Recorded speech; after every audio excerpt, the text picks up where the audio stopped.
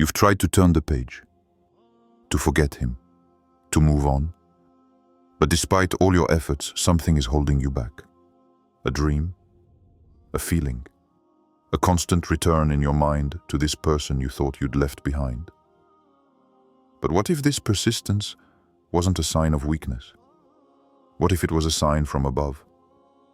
Sometimes, Allah pushes us to wait. Not because we're stuck in the past, but because He's preparing a future we don't yet understand. And this waiting you feel? Maybe it's not emptiness. Maybe it's a divine bridge between two hearts, stretched by patience. In this video, we'll explore the silent signs Allah sends you, so you know if you should still wait for this person. Not out of emotional attachment, but out of heavenly guidance. So stay with me, because what you're about to hear could be the answer to a prayer you've been repeating for months. 1. When Allah answers you without speaking. You've already found yourself there, in that moment suspended between two silences, yours filled with expectation, and Allah's filled with mysteries. You raised your hands again and again. You begged in the middle of the night, your heart heavy, your voice breaking, simply asking, is it her? Is it him? Do I have to wait any longer? And the only answer you received was silence. But that silence isn't empty. It's not an absence. It's not indifference. It's an answer wrapped in wisdom, delivered quietly, but heavy with meaning. Because Allah doesn't speak the way humans speak. He speaks to your heart. And sometimes, His answer isn't a word. It's a feeling, a sudden relief. A thought that always returns to the same person, for no logical reason. A dream that wakes you up in the middle of the night. A prayer you say without thinking, but always for them. Always for them. You tell yourself you're weak. You think it's misplaced attachment. But if your heart constantly returns to this person at the very moment you address Allah, it may not be weakness. It may be a subtle signal, placed there, gently, by the one who controls souls. It may be a bond you didn't choose, a bond you feel without understanding because it was woven in the invisible. And you know, there are bonds the world doesn't validate, connections that others don't understand. But Allah sees beyond the visible. He knows what your soul cannot yet explain. So when you don't get a clear answer, it's not always a no. Sometimes it's a, I'm still building something for you both. But you only see the waiting, you don't see the work. You look at the ground, while He looks at the whole journey. Perhaps He's shaping your heart to become capable of loving in the right way. Perhaps He's pushing this person away to make them better for you. Perhaps He is keeping you from being together today because He wants it to be lasting tomorrow. And while you doubt, while you resist, your soul knows something your mind tries to forget. That bond isn't over. You still feel her presence in your invocations. You hear her name within you, like a gentle but constant reminder. Not like an obsession, but like a trace of a destiny still active. And if it weren't you who clung to her, but Allah who was telling you, not yet, but don't give up. 2. What she didn't know was that he too was waiting. She had left him between the lines of her prayers. No specific words, no promises, just a deep silence between two whispered invocations. She had chosen to wait, not because she was weak, but because deep down, something told her it wasn't over. He, miles away, was praying too. He didn't say her name, but every time he asked for a sincere heart, a soothing companion, a soul aligned with his own, it was her he visualized. It was her smile he pushed from his thoughts, hoping he would return one day, with divine permission. They no longer spoke. Their paths seemed to have closed. And yet, Allah kept their bond alive, invisible to others, misunderstood by themselves, but real, subterranean, intact. He had to learn to be more than a man, not just someone who loves, but someone who protects, who controls himself, who gets back up when his desires want to plunge him into impatience. She had to learn to see herself differently, not to beg for love, not to doubt its worth when the silence became heavy, to believe that a heart can be beautiful, even when it's alone, even when it's waiting. And meanwhile, the world was screaming at them, forget him, forget her, move on. But there was that something, a discreet breath, like a persistent breeze in a closed room. You think you've ignored her, you think it's over, and suddenly, in a late prayer, in a dream without explanation, the name returns. You want to run away, but it's patience that holds you back. Not nostalgia, not illusion, but this strange feeling that this story wasn't written to fade away. There were signs that neither he nor she could deny, thoughts that always returned at the same moments, when the soul was sincere, when the heart was pure, not in doubt, but in faith. She didn't know that at the very moment she was crying, asking, should I still hope? He too, on his knees, was saying without knowing it, Ya Allah, if it's her, don't let me forget her. And you know, this kind of bond, when preserved by Allah Himself, it resists time. It resists the void. It resists oblivion. Because it was never built by them. It was woven between two souls, under the watchful eye of the Most High. 3. What if your heart felt something your eyes can't see?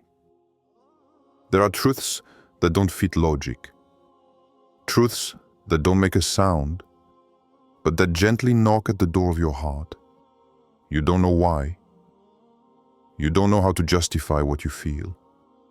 But there's this person somewhere between your past and your future who continues to live silently in a corner of your soul, without speaking to you, without appearing, and yet never truly absent.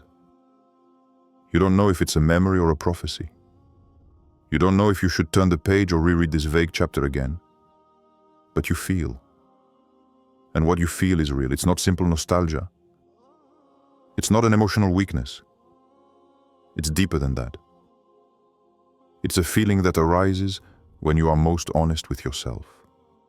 When you lay your head on the mat, open your heart before your Lord, and without even wanting to, His image slips into your mind. Not with passion, not with longing, but with a strange peace. As if your soul were saying to you, there is something here you haven't yet understood. You want to turn the page? You want to move on? Really? You've even convinced yourself it's over. But every time you try to cut that bond, it's your heart that bleeds. So, what if it wasn't a chain? What if what you feel wasn't a trap, but a gentle reminder that something invisible is still moving? A thread, thin, silent, stretched between your heart and His. Not made by you, not held together by your attachment, but suspended by the hand of Allah. A thread no one sees, not even you, but that your soul feels. Every time you doubt, every time you want to run away and are mysteriously drawn back to that idea. The idea that this story wasn't just an episode, but a slow build, divine, painfully sweet. You want to forget it, but something inside you holds you back without imprisoning you. You want to move on, but Allah leaves you with this feeling, this pounding in the pit of your chest, Fahai, as if to say, not yet. It's not over. And you live between two states, letting go and hope, faith and vagueness. But your heart knows. It knows there's something greater there than your eyes can grasp. 4. The celestial hourglass. Close your eyes for a moment. And imagine an hourglass. But not just any hourglass. An hourglass suspended between the heavens and the earth. Each grain of sand that falls. It's not just time passing. It's a tear you shed in solitude. It's a prayer whispered in the darkness. It's a silence you carried when no one understood your pain. And that hourglass, you don't turn it over. You don't control it. It's Allah who holds it in His hands. You watch that sand fall slowly, and you believe that nothing moves. You believe that your waiting is empty. You believe that everything you feel is suspended in the air, uselessly. But you don't see what He's building in the invisible. Each grain is a brick, a step, a divine adjustment. It's not simply about uniting two hearts. It's about preparing two souls to recognize each other at the right time, in the right state, with the right light. You want it quickly. You want it now. But He wants better. Perhaps this person, they're meant for you, but not in the state they're in today. Perhaps you too. You still have to go through inner winters, losses, silences, prayers that seem unanswered, but which in reality are sculpting the version of yourself that will know how to love without breaking, to welcome without demanding. It's like two seeds, planted in two different corners of a vast garden that you can't see from above. You think you're alone in your land. You don't see the other sprouting, growing, strengthening elsewhere. But beneath the earth, the roots move. And one day, in a springtime known only to Allah, your roots will touch.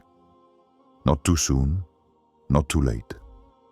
Just when both have the strength to rise together, not to fill a void, but to reveal a mission.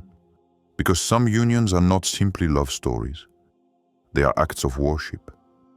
Secret designs that the hourglass of the Most High is shaping, grain by grain, beat by beat. So look at this hourglass.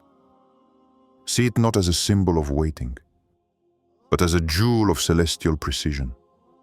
And tell yourself that every second that passes maybe brings you closer to a moment when everything will finally make sense. 5. How do I know if I should still wait? You want a clear answer. You want someone to tell you, yes, keep going, or no, free yourself. But that kind of answer, the world can't give you. It's not even those around you. It's between you and Allah. So you ask yourself this question, silently, in your bed, between two sighs, between two du'as. How do I know if I should still wait? But perhaps the right question is this. Does this waiting elevate me, or does it chain me? Because you see, Allah never makes you wait to crush you. He doesn't abandon you in an endless, purposeless waiting room. If He leaves you there a little longer, it's because this room is actually a sanctuary. Look at yourself in this expectation. Does your heart become sweeter or more bitter? Are your prayers more intimate or more mechanical? Does this person, their memory, distance you from the remembrance of Allah or bring you back to it with greater intensity? Because Allah can use a connection to educate you. He can make you go through pain, to elevate you to a light you would never have seen otherwise. And sometimes, He places a person in your life, not so that they will stay, but so that you will return to Him. So if, despite all your attempts to forget, you return to patience, you return to dhikr, you return to that inner peace that doesn't come from the world, but from above, then perhaps this waiting is a sacred calling. But be careful. It's not a fire you should keep burning if it consumes you. It's not a prison you should tolerate if it robs you of your serenity. So ask yourself sincerely, Does this waiting build me up? Or does it tear me down? Does it push me towards Allah? Or away from Him? Does it purify my intention? Or poison it with pride, anxiety, and unhealthy attachment? Because Allah never writes a bond to extinguish it. If He wants you to continue, it will never be at the cost of your soul, but so that it may awaken, so that it may be refined, so that it may become capable of receiving what He has in store. So no, it's not necessarily that this person is perfect. It's not that they're guaranteed. But if this connection brings you closer to the one who wrote everything, then perhaps, yes, it's still worth the wait. If you've come this far, it may be because your heart needed to hear these words. You're not crazy. You're not weak. You're just learning to wait. With faith. Waiting isn't a pause. It's a process, a journey, a purification. And sometimes, what you think is a delay is actually divine protection. If this video touched your heart, please share it with someone who's going through the same confusion. Perhaps you will be the cause of their serenity today, and tell me in the comments, are you still waiting? Or have you understood why Allah made you wait? I want to read your story. Subscribe so you don't miss the next reminders. And never forget, what you wait patiently, Allah turns into a miracle.